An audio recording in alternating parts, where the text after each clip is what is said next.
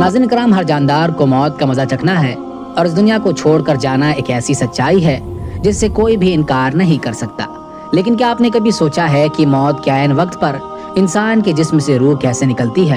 اس آخری سفر کے آغاز پر انسان کو کس تکلیف اور مصیبت کا سامنا کرنا پڑتا ہے؟ آج کی اس ویڈیو میں ہم مستند روایات اور حقائق کی روشنی میں اس دردناک اور عبرتناک منظر کو جاننے کی کوشش کرتے ہیں۔ ویڈیو کو شروع کرنے سے پہلے گزارش ہے کہ آپ ہمارے چینل کو سبسکرائب کریں، ویڈیو کو لائک کریں، ساتھ ہی ساتھ اس ویڈیو کو اپنے دوستوں تک ضرور شیئر کریں۔ پیارے دوستو، موت کا وقت کوئی عام وقت نہیں ہے۔ روح کا جسم سے الگ ہونا ایک انتہائی دردناک اور شدید ترین عمل ہے۔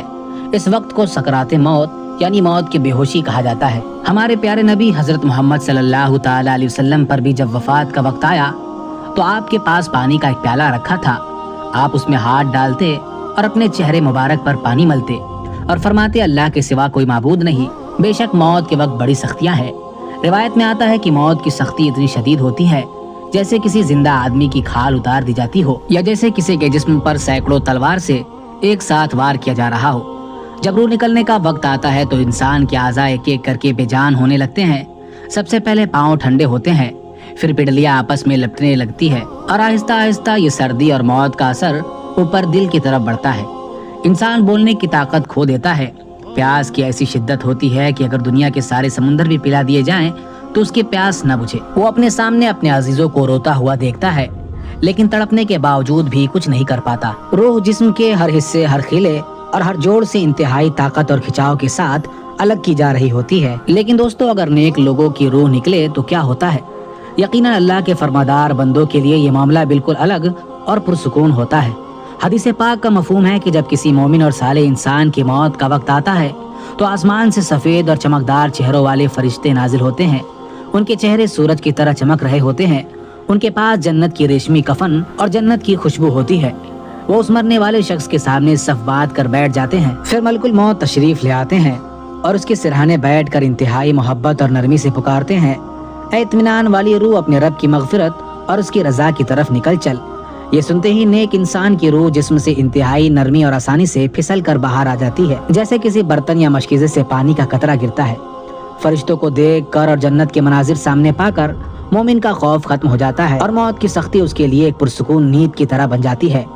فرشتے اس روح کو فوراً اس ریشمی کفن میں لپیٹ لیتے ہیں اور آسمانوں کی طرف روانہ ہو جاتے ہیں، جہاں ہر آسمان کے فرشتے اس روح کا استقبال کرتے ہیں۔ اس کے برعکس جب کسی نافرمان، کافر یا گنہگار انسان کی موت کا وقت آتا ہے تو کائنات کا سب سے ہولناک منظر سامنے ہوتا ہے۔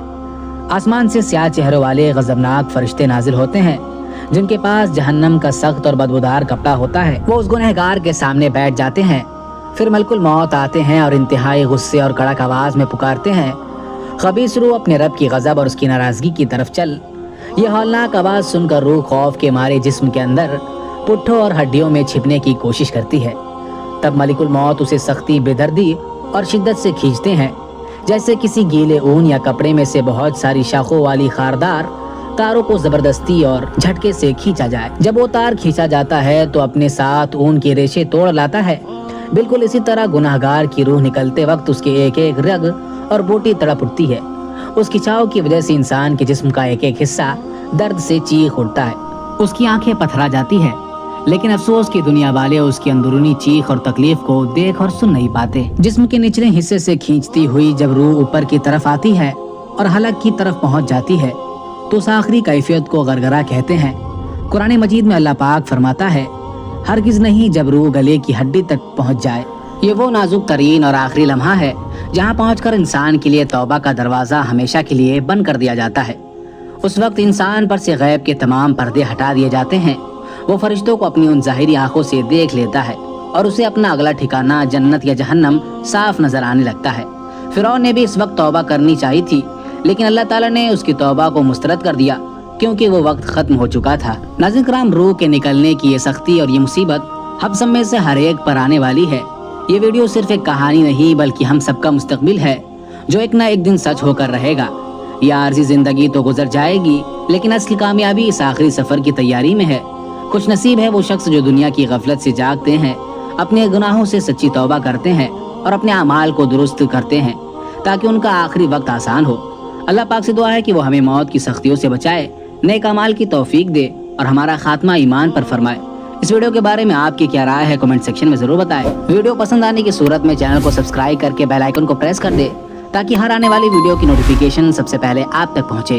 اللہ حافظ۔